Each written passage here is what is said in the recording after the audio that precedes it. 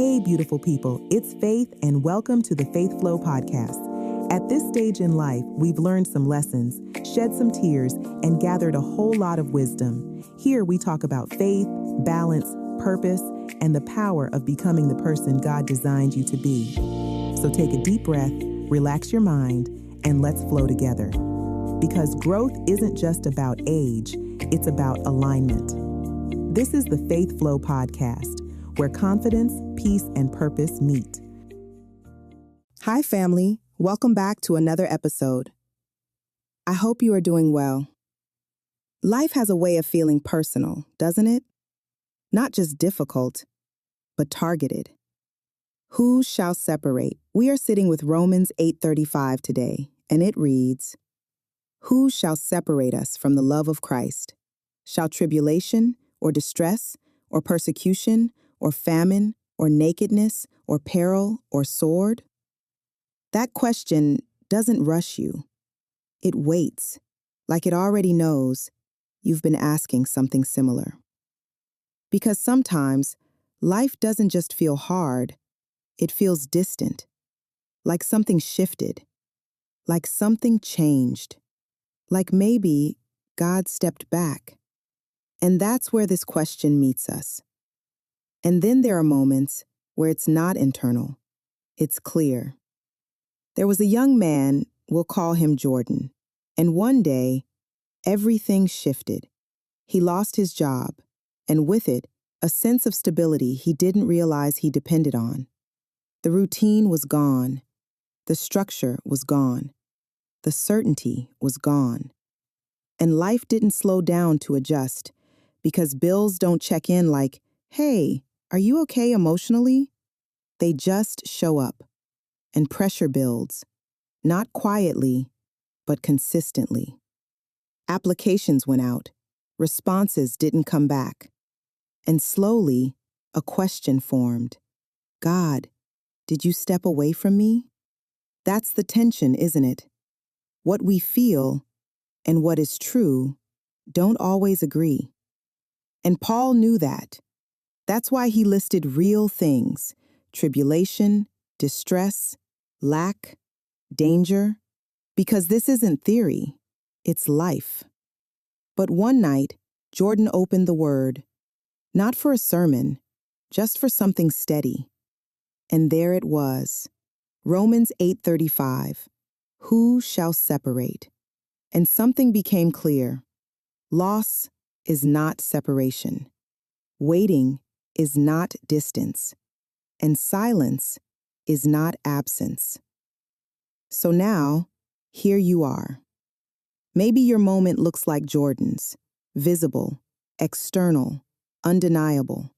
Or maybe quiet, internal, hard to explain. And in all of it, the question remains, who shall separate us from the love of Christ? This generation has been carrying a lot. A global pandemic that rewired how we think about everything. A mental health crisis that nobody was really ready for. An economy that feels like the rules changed mid-game. Relationships that didn't work out the way we hoped. Careers that didn't launch the way we planned. And then something quieter. The feeling of being behind. Behind your peers. Behind where you thought you'd be. Behind some invisible timeline that nobody explained, but somehow everybody else seems to be following. That's trouble. That's hardship. And here's the thing about those seasons. They don't just hurt. They lie. They tell you something must be wrong with you. Maybe you missed it. Maybe God stepped back, like his love has limits, and somehow you found one. But Paul says, no, trouble doesn't separate you. Hardship doesn't separate you. The difficulty of your season is not evidence of God's distance. Now listen, that doesn't make the season easy. It doesn't remove the pain. It doesn't cancel the struggle, but it reframes it. The pain might be real, but the story the pain is telling you, that you are unloved, that God is gone, that part isn't true. Here's what I love about how Paul opens this verse. He doesn't start with an answer. He starts with a question. Who shall separate us? That's not an accident. Paul, who, by the way, is writing this from the middle of his own suffering, his own uncertainty. He starts here because he knows something. This is the question we're actually asking.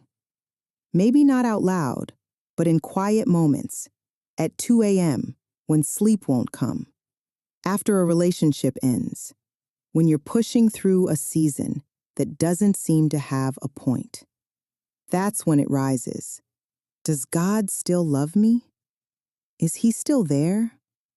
Did I finally do something that pushed him away? And Paul, he doesn't dismiss that question. He leans into it. Now here's something important. This verse doesn't stand alone. Paul keeps writing. No, in all these things we are more than conquerors through him who loved us. For I am convinced nothing will be able to separate us. More than conquerors. In Greek, hupernikomon, to be more than conquerors or to gain a surpassing victory. Not barely winning, not surviving, overwhelming victory. And if we're honest, that's not how it feels. Most days feel like, just make it through. But Paul isn't describing your feeling. He's describing what's true. You are not defined by what you're going through. You are held by a love that already overcame it. So let's make this real, not the polished version of your life, the real one. If you're grieving, grief doesn't separate you. If you're doubting, doubt doesn't separate you. If you feel numb, distance doesn't mean abandonment.